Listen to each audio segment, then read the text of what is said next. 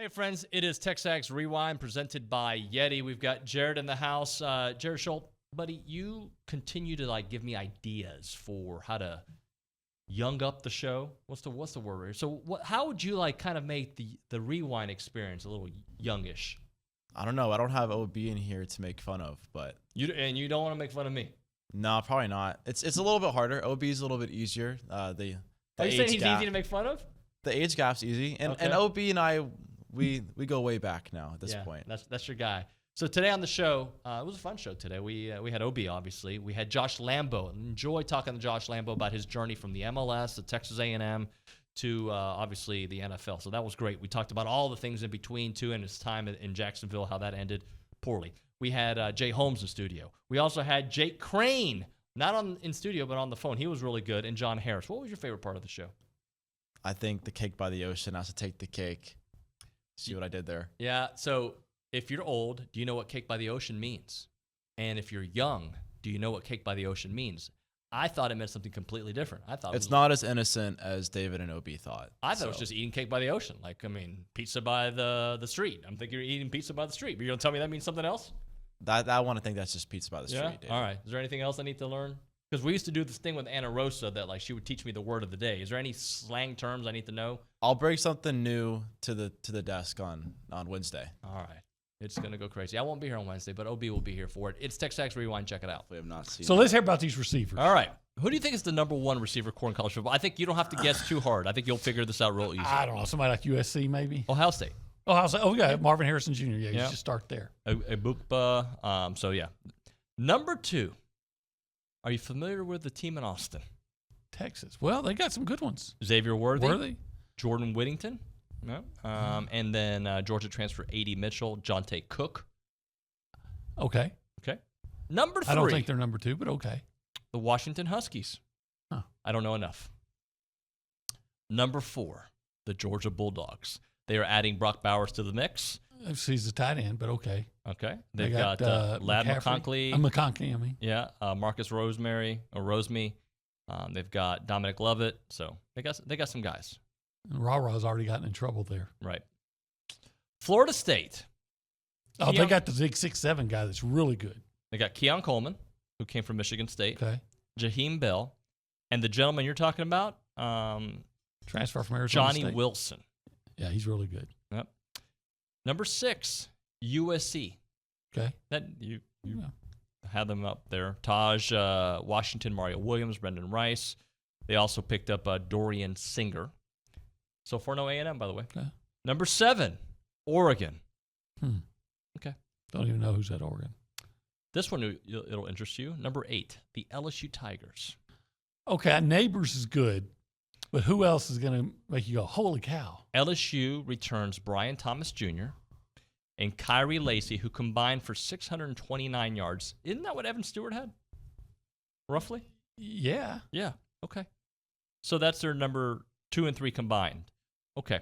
Number 9. You're Texas A&M Aggies. Giga Aggies! Well, they should be higher than that. But if you're in the top 10, I'm not going to be. I'm not mad. I would still say, I'm not going to say A&M's the best receiving core in the SEC, but I'm going to ask who's better. Right. Because who would not take Evan Stewart? Who would not take Moose? I was going to say Anais Smith. Nice. Look what he's done over the course of his career. Yep. And then Moose, what he showed at the end of last year, and the ultimate wild card that nobody knows about, including us, is Noah Thomas. Yep. But I'm high on Noah. Yeah, we are. We're high on him.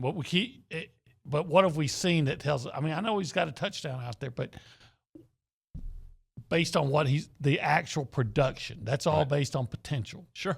But they have 3 guys you can look at based on production. Who's better than those guys? All right. We've seen Evan Stewart do it, and he's going to get better. Yeah. We've seen Musa Hamid do it, and he turned it on last year. He is. Anais Smith can play anywhere. Behind quarterback, split out, wherever. Right? I would think if you were talking to anybody from Alabama, they'd say, oh, yeah, Anais Smith. We know him. Because he's hurt them frequently. Okay, and if we're going to talk about tight ends, I think A&M has got potential at that position. Again, we're talking potential. Yeah, I think Green's in the upper half of tight ends. Sure. And Jay Johnson? They got other guys. Well, Jay Johnson, again, we don't know.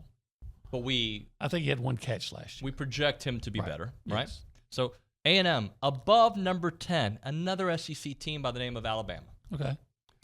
Jermaine Burton, Ja'Cory Brooks. And I know they're counting on the junior college transfer. Yeah, Malik Benson. Yeah.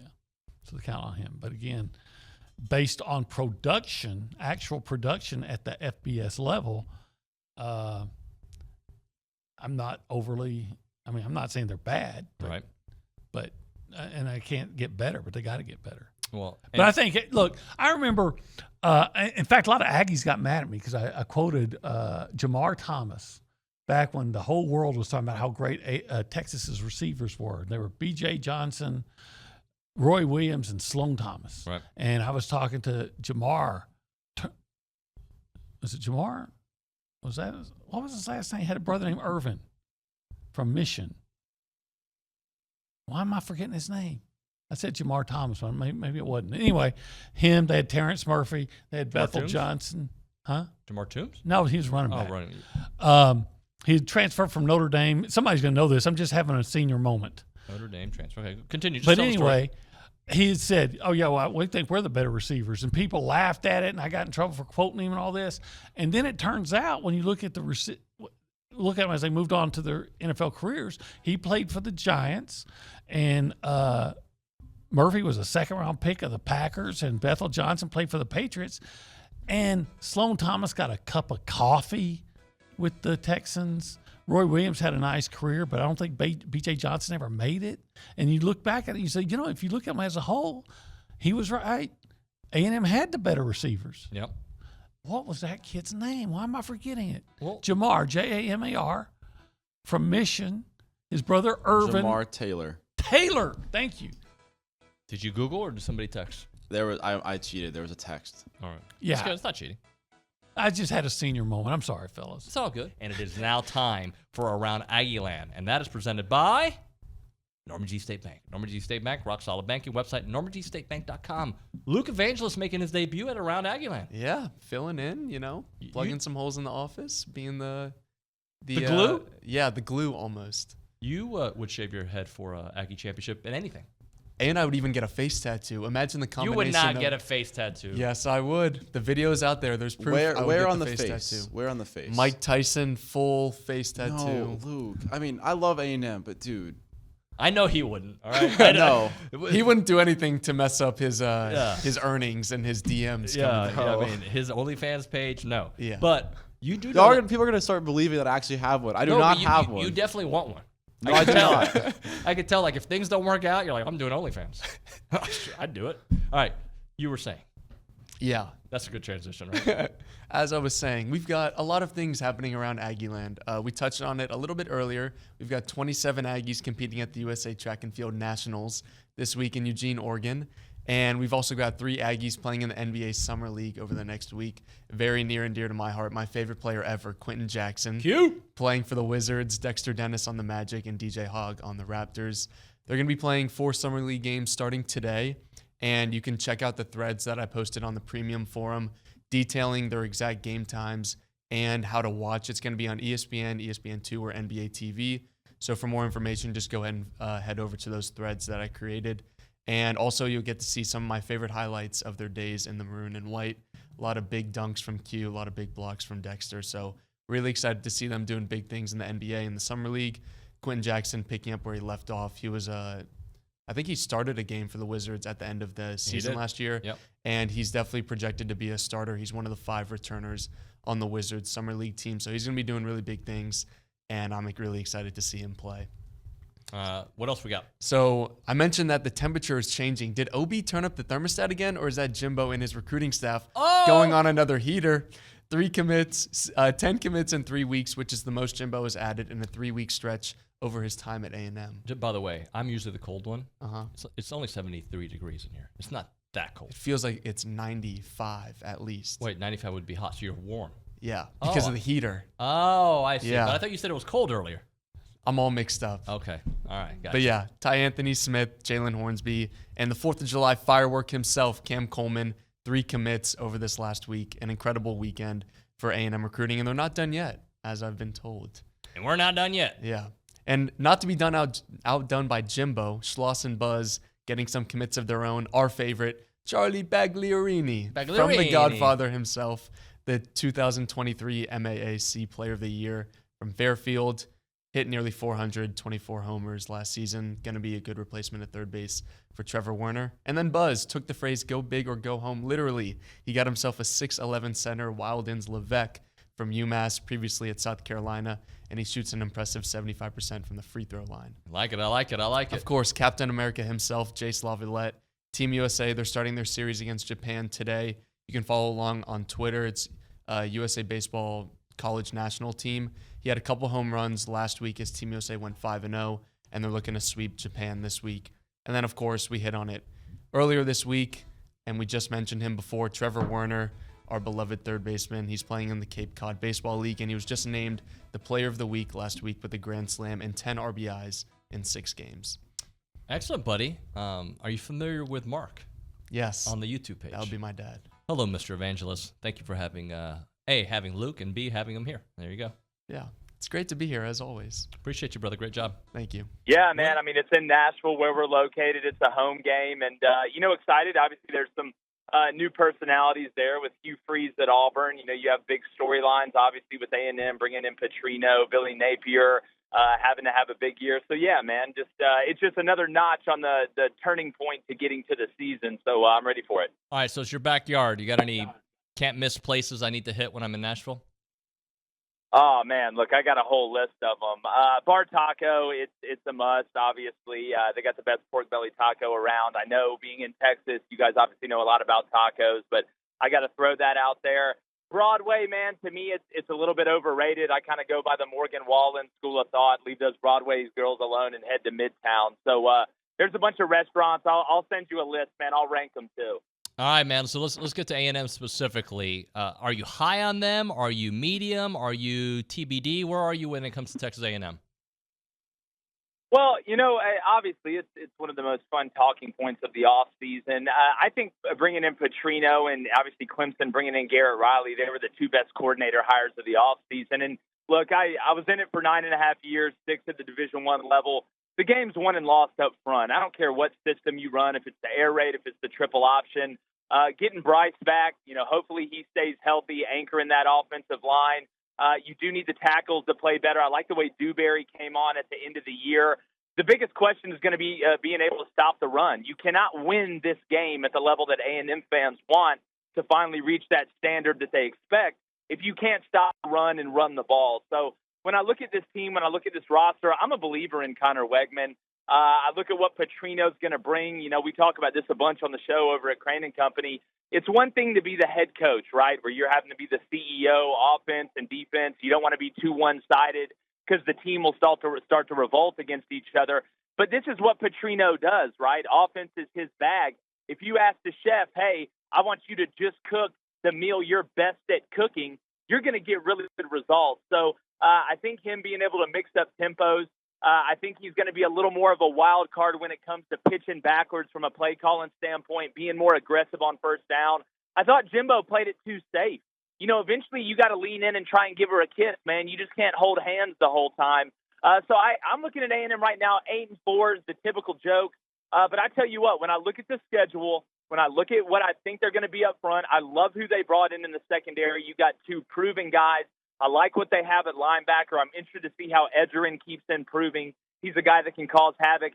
I typically don't make predictions until the end of fall camp. But, man, it's really starting to smell like 9-3 to me. I get that, and I can get down with that. We want more, obviously, but coming from 5-7 is certainly a step in the right direction. You're pretty high on the wide receiver group, though, right? Yeah, man, I love the depth. And look, it's young. I understand that.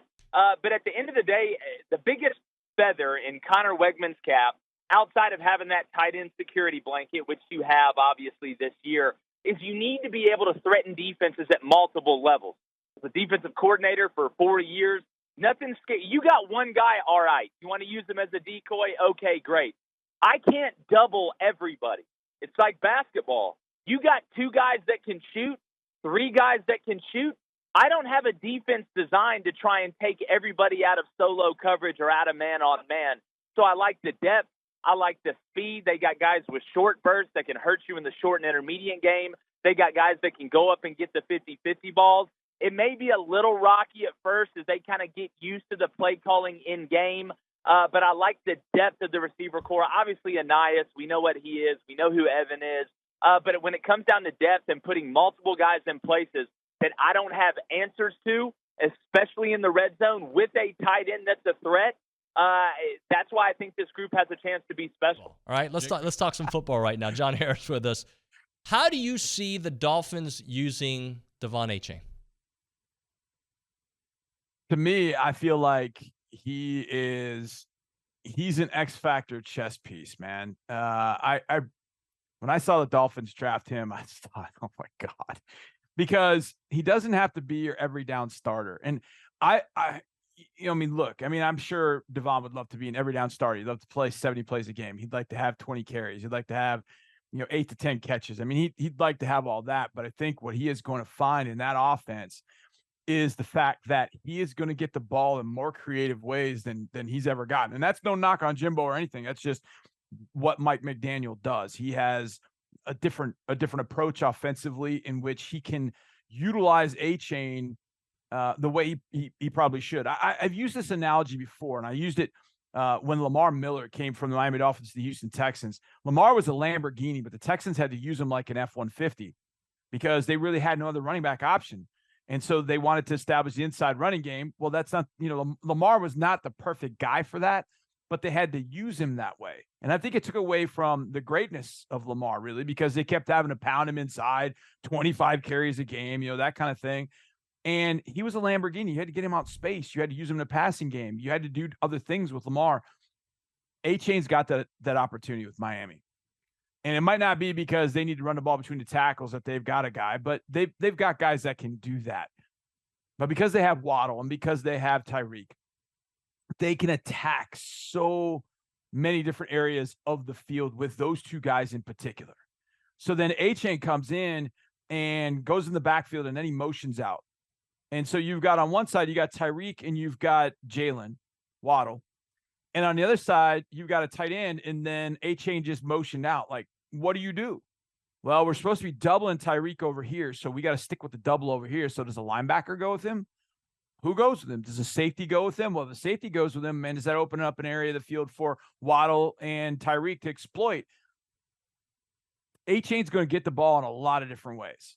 And I think when you put him on the field with those two, he's going to get single coverage. He a lot of times is going to get a linebacker instead of a safety because they're going to be so concerned about Tyreek and Jalen, and he's going to exploit those matchups all day, every day. I think that's one of the sneakiest hot pickups. The Dolphins only had like 4 or 5 picks, I think. They didn't have a lot of draft picks. But when I saw them pick H, I'm like, oh, good Lord. It was the one person. I actually joked, David, right before the Dolphins took that pick, I joked on the draft show we were doing live, man, watch the Dolphins pick Achane, and that is just going to anger me to no end. But you and I had talked about this exact same thing and talked about areas or teams that I thought Achane would be perfect in, and I just started daydreaming about what he could do in this offense. And I think as long as he learns the offense and stays healthy, boy, he's got a chance to do some things in that offense that maybe he had no opportunity to even do. There might be other places where he could start and not have anywhere near the production that he could have in this Miami offense because of what's all around him. And he's got a veteran quarterback in Tua Tagovailoa. So I think the world is his oyster in Miami. It's going to be really interesting as long as he stays healthy. And that's, as a rookie, that I know people say, oh yeah, you got to stay healthy. It's a bigger deal than people think for these rookies to stay healthy for 16, 17 games a full season. Johnny, I have mixed emotions because I keep reading Dalvin Cook potentially could end up in Miami. And as much as a spectator, I'd like to see that. I don't want to see it because I think it would cost Achane some looks. Yeah, I think there's some of that. But I don't know if it would be at the expense of Achane as much as it would be the other running backs. I think that, giving Dalvin a rest on third down and you let Achane go in the game. And here's the other thing. McDaniel will find a way to put 2 running backs on the field. And that's the one thing I've banged the drum on that for a long, long time. I never understood, well, my backup tailback is my second best athlete on the team. He's the second best ball carrier on the team because the guy in front of him is a really good athlete. Well, should I leave him on the bench? No, I got to find a way to play that guy. And I always thought about that, and it really kind of started with USC back in 2005 when they had Lendale and they had Reggie. Well, obviously you want Reggie on the field, right? Well, get Lendale on the field. And then in the Rose Bowl, what happens? They take Reggie off the field to get Lendale on. It's like, no, put both of them out there. Get them both out there. So even if Dalvin goes to Miami, A-Chain's going to benefit from that. And I think McDaniel is one of those offensive coaches that will put all of his best weapons on the field in certain packages, and that'll really put defenses in a bind. So I'm with you. I'd like to see Devon, kind of have a clear path to be the guy, to be the starter. But even if Dalvin Cook goes there, I think it's going to be other running backs that are going to end up being the odd man out versus A-Chain. I think they're going to want A-Chain because of the weaponry he provides in one particular football player. I'm not sure. Jared, tell the people what to do. Like, comment, and subscribe. And share with a friend. Share with a friend. So I'm gonna teach you something on the air. We all do this. I do it too, by the way. We do this. We get close to the mic. I think I gotta raise it. That's probably There you go. But you can still like, comment, and subscribe, right? Oh yeah, we can still like, comment, subscribe. And anything else? I just wanted to make it awkward. We'll see you next time. Yeah, I know. I keep forgetting that because I think whoever normally I do people it are too, though.